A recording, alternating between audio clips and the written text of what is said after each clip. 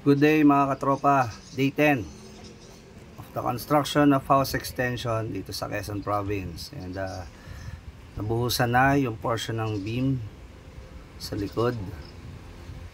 Nag-decide tayo na portion by portion para hindi mantala iba nating trabaho.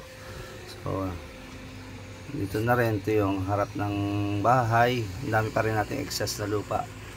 May forma na rin ang mga column and ready for concrete pouring na ito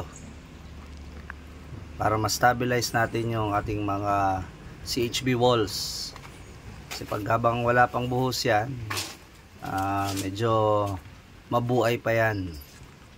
So kailangan natin yung mabuhusan agad. Naka-ready na rin ang reinforcement ng beam natin dito sa left side. Then pagpasok natin, meron na rin tayong mga electrical lines, most importantly dito sa ating mga outlets.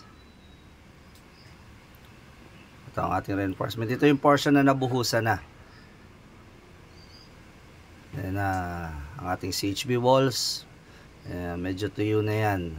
Pag chipping na rin ang electrician natin dito sa part na may mga kailangan linyahan ng electrical. Up next, day 11. Don't forget to like this video and comment lang kayo. Huwag nyo na rin kalimutang mag-subscribe. Salamat mga katropa.